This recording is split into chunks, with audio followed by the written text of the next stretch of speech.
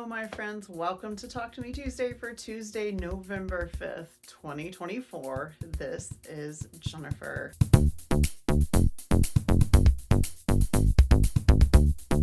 Welcome back to my sewing room. Today I have a safe little space for you to hang out for a few minutes while I tell you about visiting the International Quilt Festival. As you guys may have seen, I had a very special guest host last week. Bob Ross was in the house. I had a great time being Bob for Halloween. And if you follow my social media, you may have seen that I had a very special painting while I was Bob Ross. Jules was here from Albuquerque, and we hit up Austin Creative Reuse, and we found the perfect costume. She had all these great ideas for making herself look like a happy little tree or, some sort of scene. And then we found a painting. So she paid a whole $1 for this painting and then fixed it up so she could hang it on her shirt. And she was my happy little painting and I was Bob Ross, and it was great. My kids were here and we had trick-or-treaters, and it was just a really fun time. Watched some Mystery Science Theater. And the reason Jules was here was we were going to and did go to Quilt Fest together. So the International Quilt Festival was in Houston from Wednesday evening last week through Sunday morning. And I didn't want to miss Halloween. I did it once before a long time ago, and I regretted it after that. So I promised myself I would never miss Halloween in my own neighborhood with my family again. So I did not. So she came the day before. We did some thrifting, just hung out, had some good quality time together, had a great Halloween, and then Friday morning we drove down to Houston. But the best part was we got to see Abby. So Abby had flown in from Vermont and was there. Abby and Jennifer got to spend a day together, and then we got to spend a day and a half with Abby, which was fantastic. It was so wonderful to see her again. We hadn't seen her since 2022, so that was awesome. We looked at the quilts, we looked at the vendors, bought a couple of things here and there. Jules and I didn't spend a lot. We just enjoyed hanging out more than anything. And then on the way home, we had a pit stop and we visited Jennifer R., which was wonderful. It was wonderful to see her. It was great just to get to see friends that I hadn't seen in so long. So that was really wonderful. I don't know how many times I've said wonderful, but it's been a lot. But it was a great weekend. So we drove back Sunday and then just kind of rested the rest of the day. And then yesterday we went and did a little shopping. We went to Austin Sewing, and Jules didn't actually spend any money, but I needed some thread, and I had looked for Glide, which is my favorite embroidery and machine quilting thread. I'd looked for it all over festival. I didn't see it anywhere. I saw all kinds of other brands, but I didn't see that one. So I just came home and bought it at my regular shop. So we did that, and then we went to one of my favorite restaurants and we just hung out, and it was a lovely day. Very sadly, this morning I had to put her on a plane back to Albuquerque and send her back to her family and her work and her life. And I miss her already. She's actually in the air right now as I'm recording this. That's also why my video is a little later than usual. We were just hanging out and having a nice time, and I didn't want to put any pressure on myself to record until she had already headed out. So I do have a little show and tell despite all the yapping. First up, as you can see on my wall, I have my Quilt Festival 50th anniversary t-shirt. This is the front of the shirt. The back has a timeline of all the different locations where the Quilt Festival took place up until most recently. It's now in the George R. Brown Convention Center. It's been there for decades. But before that, it was kind of all over the place. So it's just like the history of the Quilt Festival. It was super fun to be there for the 50th. We took some selfies, which of course I'm going to share with you guys if I haven't already. They're probably already been popping up in the video. Extra big thanks to Abby, because she picked up all of our shirts when she was there on Wednesday evening to make sure we got shirts, because I have been probably 6 or 8 times at this point, and this is only my second shirt because they're usually sold out. So we did get shirts. They did have more this year, but it didn't matter because Abby had us covered, and so we did get shirts. So we all got Quilt Show shirts, which was really fun. And then of course, because we're quilters and we're friends, we brought each other gifts.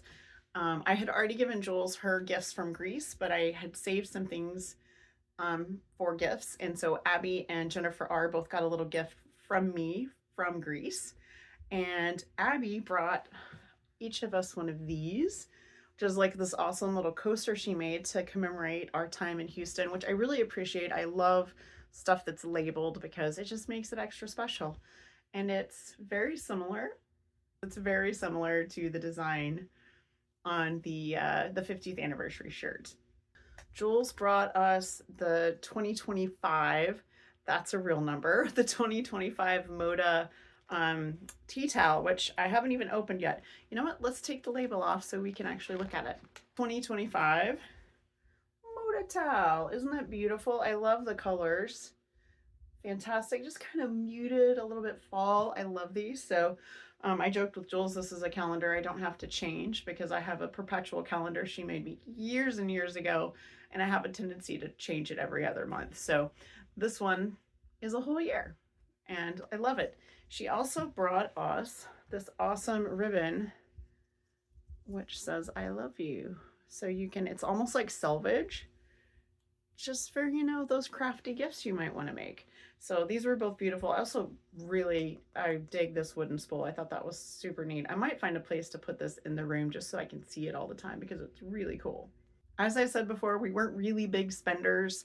I did buy a couple of rulers. I had noticed when I was trimming these blocks down here, my happy little quilt blocks, I had noticed that my 10.5-inch ruler was no longer true. Like one of the corners has a little crack and it was starting to wear away.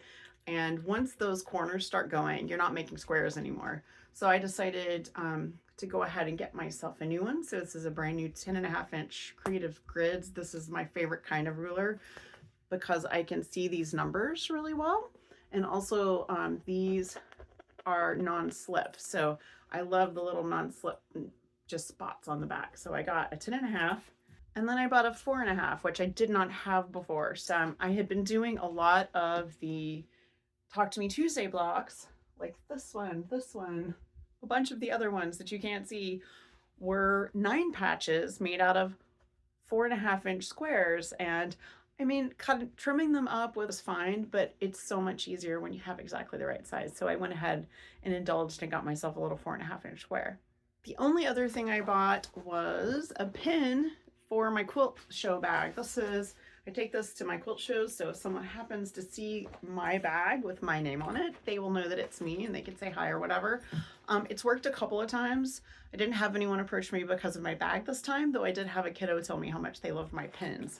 So the quilt show pin has the same design as the front of the shirt.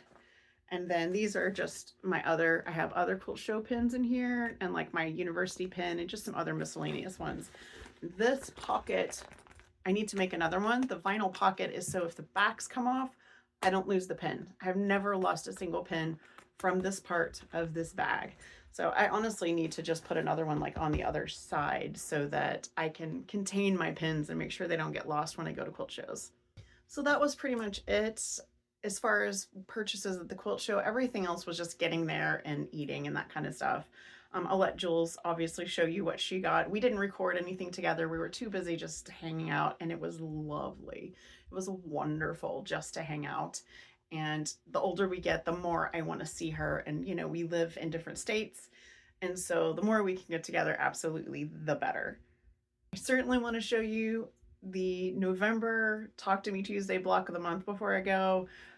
This month's picks were by Rainey, and she chose this palm leaves up here, and this is a paper piece block. It does have a Y seam, but don't panic. I actually included a little video tutorial that I made ahead of time to show you how I deal with this Y seam. It's super simple. You just take your time, little snip of the scissors, and you got it. It's very, very easy. So that is on talktometuesday.wordpress.com. All of these blocks that for the whole event, all of these over here, all of those are linked to the original designer, to the original website, so you can go to their site.